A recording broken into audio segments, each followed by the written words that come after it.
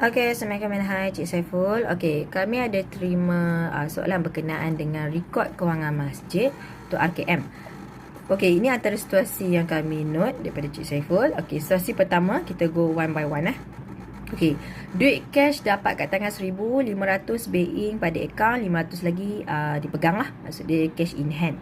Okey, so kita pergi pada rekod kewangan masjid kita. Okey, untuk katakan yang ni adalah rekod untuk bulan Januari lah. So first, make sure kita note dulu berapa baki bulan lepas. Maksud dia baki yang sebelum ni, yang ada yang terkini lah. Maksud dia tunai ada berapa, bank ada berapa. Okay, tunai masuk PT Cash, bank lah, account bank. So kalau tak ada, kosongkan. Kalau ada, masukkan. Contoh kita letak kat sini, okay, tunai 200, bank 1,000. Okay, dan kita pergi pada situasi pertama tadi. Dekat sini ada bahagian kategori. Okay, kategori ni ada dua bahagian lah, iaitu terimaan dan bayaran. Okay, terima duit masuk, bayaran duit keluar. So kena faham, sekiranya nak note, nak pastikan apa yang transaksi tu berlaku, terimaan dengan bayaran kita kena note, sebab nanti dekat penyata bulanan dia akan note di bahagian masing-masing. Okay, terimaan apa dia, bayaran apa dia, mengikut kategori masing-masing lah. Okay, dekat video demo kami ada explain dengan lebih jelas bahagian tersebut. Okay, kita back to situasi tadi. Okay, katakan 1,000. Okay, kita dapat 1,000. So 1,000 ni kita nak note dulu daripada mana.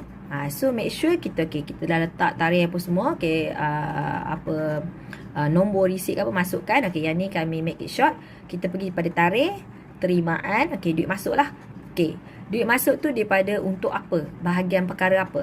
Kalau tak ada dalam list ni, boleh masukkan dekat tetapan lah. Okay, boleh rujuk demo video secara penuh untuk macam mana nak edit ataupun add row lah untuk bahagian tersebut. Okay, katakan terimaan duit terima 1,000 tadi daripada sumbangan derma. Daripada siapa? Kita note kat sini.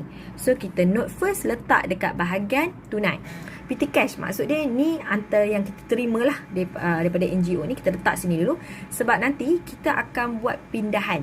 Maksud dia pindahan ni kita nak letak di contoh first memang akan masuk PT Cash. Okay, kita nak buat pindahan berapa ke bank. Okay, contoh tadi Cik Saiful ada tulis, okay, 1,500 masuk ke bank. Okay, so kena buat note pindahan masuk ke bank. So maksud dia kena keluar daripada tunai, ini transaksi dia lah, dan masuk ke bank.